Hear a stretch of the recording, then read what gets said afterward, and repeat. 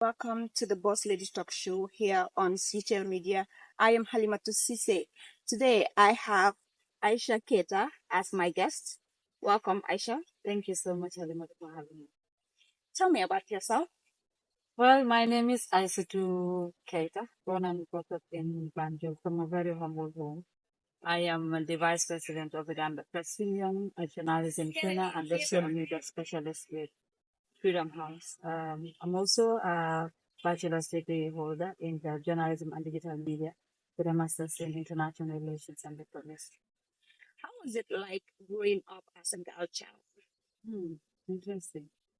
Just like many young girls, um, I grew up where I had to work hard for opportunities to come by. Although I had a supportive family, especially my dad, who stood to ensure that I got everything I wanted. But also in terms of opportunities and some of the other things that come up, I had to work hard really to be able to see those things come. That is to say, in terms of academics, I'll ensure that even with the little resources that I had at my disposal, I had to work extra hard to ensure that in terms of I was able to get scholarship to pay for my school fees. And amongst it was I had been so much into competitions back then in school. Even outside school competition where I represent my school. That gave me an opportunity to be more build my confidence and also be able to stand to look for the opportunities for myself. And luckily, during that process, the first edition of the Miss July 22nd scholarship pageant, I took part. I think during my junior school, it was one thing that it was the first time that the former government actually had. Unfortunately for me, I got a scholarship. I would have said without that scholarship, it would have been difficult to kind of to move to senior secondary school. This actually gets me emotional because of some of the things that actually happened. And my dad was did everything that he could to get me to school and all, but at some point it was a bit challenging. And luckily, when that opportunity came in, I took it. And luckily for me, during that course, although I didn't make it to the first side, the president in turn gave scholarship to all of us that were in the competition. And the scholarship was from junior level all the way to um, PhD. But before that could happen, he has actually left. But it covered even for my first degree at the university. That's good. So, at what moment do you realize that you want to become a journalist? This was since primary school. Interestingly for me, it was since primary school that I wanted to actually become a journalist. I recall we even did a drama during my grade 5, and I was one of the presenters, and I was posted as Miss Pakistan season. She was an inspiration for me. For me, it was all like her presenting on TV. That was everything for me. As the passion was there, it went more stronger until I went to my senior secondary level. I started grade 10 doing arts. But when I did arts, parents were not actually okay due to the situation back then. And I was like, I should do something different. I repeated grade 10. I went to the senior secondary school and I started pure science. Well, for something that was a burning passion in me, it still remained. Although I was doing science, but my classmates saw that that aspect of becoming a journalist was still in me. I had an opportunity to join the PIA, President International Award Scheme. They had this program that they had in schools, and then it reached to the skill and interest aspect of it. So the president of the association was a classmate. So he was like, I think now this could be an opportunity for you to explore your passion of becoming a journalist. So you are asked to tell your skill and your area of interest. My skill, of course, was to become a journalist, and my area of interest was GRTS. So that was how I got to GRTS in October 2012, when I was still a student in senior secondary school. Yeah. You've mentioned that the person who inspired you to become a journalist was Pakistan Sisi. Mhm. How do you feel working alongside with her? Yes, it felt great. Even when I went there, she never knew that she was the one that inspired me. It was until one day that she actually I told her. Well, interestingly, when I went to GRTS, although first son and now even serves more like a mother to me. Yeah. Time to time, she'll actually call, talk to me about stuff. She guided me through, honestly. But when I went, before I got to GRS, I wanted to become a journalist. But to me, it was just only the presentation part that I knew about journalism, and it was something that actually attracted me. But when I went to the institution, I saw something much more beautiful than just sitting on TV and presenting. To me, it was the easiest thing to do. So I realized that telling the stories of people became much more closer to my heart. So it, it's beautiful. It was more than it was just presentation for me. But when I got there, the passion and the love that I had went beyond presentation. I was not even interested in presenting, sitting on TV to present. Mhm. Talking about your job at the GPU, how do you feel contesting for the vice president position? Well, interestingly, there was a time that was it the former, was it a co-opted member or secretary, something of the GPU, Fatu Sow, when she resigned and left there was a by-election that was done or something. Yeah. So I was actually asked to just go in and serve as a co-opted member. Well, because maybe the person that told me that at the time saw certain potentials in me that I never saw. But to me, I wasn't ready. It was Hadija Jawa, and she still serves as a mentor to me. So she told me that I should do, but I was contemplating about going in until at the last minute when I actually put out the call, when you were actually given 2 weeks to announce. Actually didn't meet that particular 2 weeks. She was a bit angry with me at some point, but I was like, don't worry, there could be a chance. Yes. So when it was time for the annual congress of the union, then I saw that she was like, think this is a chance. To me, it is more like you going for the president. That was what she told me, going for the presidency. But I was like, I think I need to the position that I can take is vice president, at least for now, to understand what it takes and then get myself to understand more of what the Gambia Press Union involves and understanding the media landscape. Then with that, I think I'll be later on be ready to serve in the position as president. How was it like being the number two person leading the media fraternity? Well, it felt good. Yes, being there as the first female vice president of the Gambia Press Union, it felt good. The name itself felt good.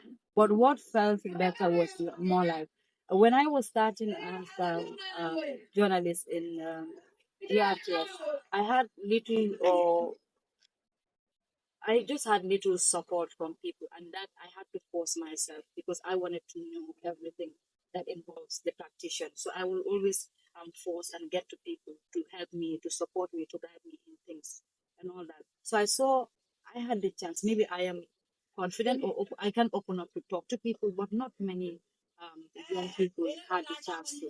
So getting to the GP was one sort of an opportunity that I had to actually get closer to the younger one because owing to the fact that there was a new dispensation that came in, where you had the advent of the new media, and there became a whole lot of people interested in the profession. But most of them, although they would want to come in, some of them, like me, came coming straight from the classroom to the newsroom. There wouldn't be much guidance, and you see the passion embedded in them to actually do the profession. I saw maybe without being the vice president, although I could still make a difference, but then the difference will more be made when I am in the position of the vice president. That gives me a stronger footing to be able to inspire and make change in the lives of people. To me, that was something for me, and I thought I actually 3 years down the line, I found definitely I needed to get into this. Talking about the GPU and the upcoming congress that is going to happen this month, do you think you are ready to contest as a female candidate for the presidency? Well, that's a very interesting question, so to say. In everything that we do in terms of leadership, you always want to make change, you always want to make difference. Understand the fact that the position at the GPU is a voluntary position. I don't know for any other person, but for someone like me, I always like and love making impact in the life of people. Even if it's a small impact, I actually want that makes me fulfilled. That makes me feel so much peace with myself at some point. So unless if there is no one much eligible that I could think could steer the affairs of the Gambia Press Union, I think I'll want to go in for the presidency of the Gambia Press Union. For the simple reason, it's not for maybe the name, it's not for fame, it's not for anything. I want to make a change. Maybe the Gambia Press Union was at a stage that everybody embodied the union, but years down the line, it is kind of going down. And looking at the name and the impact that the union could play, I think there is much more that we could do as a union, especially in studying the affairs of the 450. Understanding the fact that the role of journalists is very daunting but beautiful.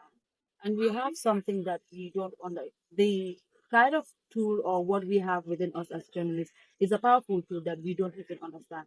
But now, how do we ensure that we're doing our jobs as expected? So these are things that always come to my mind. And when you sit and look around the things that happen every day, there are question marks actually posed on journalism, journalists, and the work we do. I am not somebody that can actually address all of these problems, but I think there is a way out. We can actually do this. This cannot be individual, but it's something that is collective. Yeah, when you look at the media fraternity, the Gambian media landscape, the GPU being the only umbrella body that is responsible for the rights, protection, welfare of journalists in the country. Not every media practitioner is okay with the union or how the union is going. Most of us are busy criticizing the union because we lack unity. That is why sometimes we cannot handle issues that are affecting us as journalists. What do you think are the key challenges you would like to address if you have to vie for the presidency? You know, interestingly, when you said that, it's something that is very important and it is very something that is very, very bordering. When we talk of the GPU, I am not GPU. You alone, you are not GPU. When we mention GPU, it encompasses all of us. So when something comes up, once they mention GPU, even if I was asleep, I'll know that that is apparent to me because I am part and parcel of that GPU. That sense of ownership is what should be embedded in each and every journalist. When we don't have that, it becomes a problem. You know, like what you are part of and what you are included are two different things. When you are part of something, you become, you take full responsibility of whatever happens. It's more like a family. When a problem actually happens in a family, the father doesn't actually just take it. One partner will just ask, it's the problem is my dad. But then when something happens in the family, everybody takes ownership of that particular problem and see a way of actually addressing that. But unfortunately, that is not happening, and that is very bad. It actually creates a vacuum that exists between us. And it is very, very easy for outsiders to penetrate in between us, to use us as a tool against each other, which is very bad. When we are united, we'll be able to fight a single cause. But when we become different, it becomes a challenge. So maybe first and foremost is to we've seen so many senior journalists that have actually pushed themselves away from the union. This is one thing that I think if I should actually really go in for the issue of the presidency, this is one thing I will first try to find answers to. Why have they actually drifted themselves away from the union? So because in as much as now we've seen that we have a whole lot of young people that are journalists, we had seniors that have been there, and these people could still serve as guide to most of us. We can't do without them. They've been there, but how were they able to achieve what they achieved in the past? If this is something that we can learn from, why not? So we'll try by all means to see how best we'll be able to look at this and try to bring them back on board, because the union can't go without most of these individuals. And also trying to make sure that every single journalist understand that they are part and parcel of the union. When a problem breaks out, even if you are a registered member of the GPU or not, GPU will still stand up and fight for the individual. We can't actually fold our hands. When one person is injured, it actually should affect all of us. But sometimes what I see, the division is such that even when one person's fall becomes a celebratory moment for another, which is quite bad. So these are things that we could actually look at. And also, there have been also so many issues in terms of ethics, and others. Although so many capacity buildings have been organized by GPU to build the capacity of journalists in terms of ethics on other related issues, I still think that still remains a huge gap, especially for the young ones that are coming on board. In as Yeah, much as talking about the young ones, mhm, this all happened due to the change after the 2016 elections. We have seen a lot of new media mhm, coming on board mhm. and a lot of young people joining the profession because we believe that there is this enabling environment that at least we can do something without having to worry about certain things. So, how do we get to these young journalists to make sure that they are played by the rules of the profession? Yeah, so there exists this unquenchable thirst for information dissemination. We always want to go for trade race. I want to be the first one to publish this. I want to do this. I am the one that is doing this. But forgetting about that, every profession that you see is guided by codes of ethics. That is why we have the existence of the Chairman of the Charter. And I think if every single journalist goes by that, we wouldn't be facing the problems that we are facing now.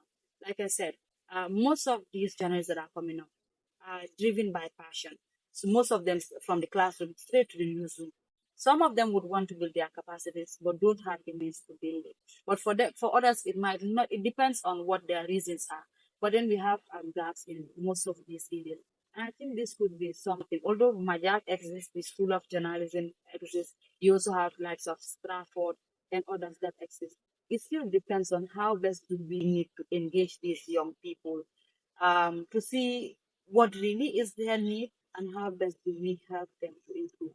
Because it's more beyond the likes and being in the limelight, but also looks at what you do on a daily basis and how much impact do you have on the lives of people. Let's shift our attention to the female journalists. Um, a lot of female journalists struggle to um, continue their work as journalists, especially when they got married and then childbirth kicks in and all the household chores here and there. When you have your capacity building training, how do you tackle these issues? How do you discuss these issues with them? Yeah, it's most of these issues are quite very delicate at times. Sometimes it goes beyond what the GPU will be able to do. Sometimes it gets to the aspect of family level. So at certain circumstances, you will see people that will still want to go into the profession, but then the family might not actually allow you to go in for it. Sometimes because you have a whole lot of children, so it will be very difficult for you to be able to balance between your work and also the family chores and all that. So it is more on engaging them to understand what really life was beyond maybe just family chores and other family responsibilities, but also being able to make impact in the lives of other people. But also you've seen the examples, so many examples of people that we can see in the media. They are married, they have children, but that has not actually stopped them. So though using these individuals as example could also serve as an inspiration for most people that have actually gone into marriage and still want to go into journalism, still continue the profession, but are grappling with one or few things. GPU has a collective bargains Yeah, the collective bargaining agreement. agreement. How many media houses have adhered to this when it comes to negotiating wages with journalists, especially female journalists? Let's see between I wouldn't be able to say as of now exactly the exact number, but we have like five or so media houses that have actually signed up to the collective bargaining agreement. It could be more, but I've not actually laid my hands on actually the exact number of media houses that have signed up for the collective bargaining agreement. Most of the media houses, when you look around, especially for those that have signed, they've actually been doing very well in terms of the collective bargaining agreement. And the collective bargaining agreement is more to help a journalist to be able to know their work, their experience, and qualification vis-a-vis how much they have been paid. But sometimes, interestingly, in as much as the GPU might be doing effort in getting media houses to sign up for this collective bargaining agreement, it is for the welfare of those that are working in those media houses. We are advocating for it, but also goes with also their willingness to push for those agreements to be signed by their work. Sometimes most of us, it's because of lack of a place that we need to work. So we will actually accept or succumb to any situation that we find ourselves in. But I also want to tell and implore on journalists, it's most especially the female journalists, try by all means to build their capacities. So when they build their capacities to a certain level, they will be able to weigh it as to how much they want to be paid based on their qualification and experience in the job. When it comes to female journalists and reporting on issues of women, since the mainstream media, the traditional media, is male dominated, and when you look at the decision making positions are occupied by men, that is why most of the time stories of women are underreported. How do you empower women journalists to report? It's more on them to understanding issues of women. First, you need to understand what is your role as a journalist in the first place. What are some of the issues that you need to put on the table? Although sometimes when it comes to certain issues of women, it's very, very difficult, especially when you have men at the cadre of things, making decisions, especially in terms of the editorial rules and all of these things. It becomes difficult. But then it also goes back to you as an individual in terms of some of the things that we report on. Very few that most of the things that we see on the media are mainly health news, politics, and issues of sort. But there are so many things that women really could report on, so many issues of women that could actually serve as inspiration to many women, which will make more impact to a whole lot of people and will change the perspective of society about certain things. It depends on how we look at issues, how we look at stories, and how we angle them to see how much impact they will actually make in the lives of individuals that we report and those that we send it. As a journalism trainer at Majak, how do you impact the lives of your students? Interestingly, usually I reference myself as an example to most of my students. Sometimes I even move a bit away from the curriculum and give them real life experiences as things how things actually happen around the society. I We go beyond looking at stories on the surface. Um, I mostly tell them to report issues as it relates to people, especially human interest stories, to humanize. Because it's very much our role as journalists not only to inform, but we educate and at some point entertain people as well, depending on what are some of the things that we put on board. I mostly tell them to focus on human interest stories so that we are able to make impact on the lives of every individual. We look at the stories from different perspectives, not single perspective. We look at some of the issues that we put on board. We look at some of the issues not being biased but being balanced in every story that we put on the table. And whatever we put out, it should be reflective of society and how much this will be able to make change and impact on the lives of people. When it comes to issues affecting women in the Gambia, including sexual and gender-based violence, domestic violence, and recently the genital mutilation has been a hot topic. How do you include these things in your lectures or in your interactions with your students? So it all boils down to issues. You know, sometimes when you look at issues of sexual and gender-based violence, um, many people would not want to go into it because when you talk about it, they will like it's very controversial. It's a very complex issue. People would not want to hear about it and all that. But it all boils down to the aspect of how stories are being pitched. What is the purpose? What's the purpose? What do you want to do as far as the story is concerned? Even in the issue of FGM, when you look around or if you put it look back, not much stories have been done on FGM. So then you tend to question and wonder why. This I've asked my students. This I've even asked some college journalists about these issues. Why haven't there been much report on FGM? You might not be able to lay hands on some of the response that we will get. Or sometimes it could be as a result that them not understanding their role of journalists. So that is why, interestingly, in school, we first make them to understand what is the role of a journalist. And then we look at even on the aspect from the basic level, who is a reporter, what is the role of a reporter, and what are some of the issues that a reporter should do. So all of these things to be able to help the student to have a broader understanding of what journalism is and what is the role of a reporter in writing story. So in terms of also pitching stories, how do you pitch stories? What do you bring to light and all of these things?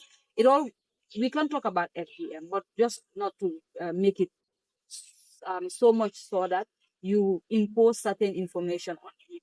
You can't get people to listen without even mentioning certain things. It goes with how much you angle your story and how much what exactly do you want people to know from that particular story in question. What do you say? Do you have opinion journalists who are collecting stories and are faced with violent situations?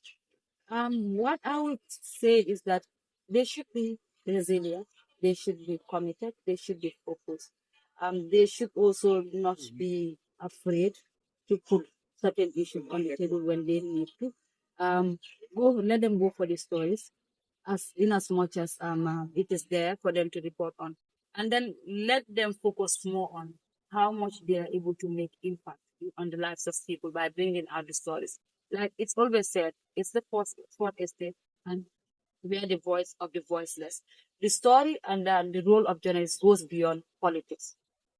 Although politics is something that is part of our everyday life, but it goes beyond politics. What are some of the issues that a woman in Nyamanara is actually facing? How about the old man in Ndongoroba? We should be able to bring the stories of those people to life so that we could actually make do away with a society who only thinks that Gamba lives on hard times. But then we could also look at things that will soften the heart and also bring that sense of love and understanding of the situation of each other. And that's the power of the media. We will be able to change society. We could be able to change narrative. But unless and until we are ready for it, it will be difficult. Finally, what do you have for younger who want to join the media? Yeah, the media is there. It's an open space, and every time they can have, could actually get up and say, "I want to be a journalist." But then, let them build their capacities, understand more what journalism entails, understand the ethical principles of journalism. It's a free space, and they can. But unless we are guided by what governs the profession, it will be difficult for us to let them focus on building their capacities and ensure that they're able to do what is right as far as the profession is concerned. Thank you. Thank you also for having me.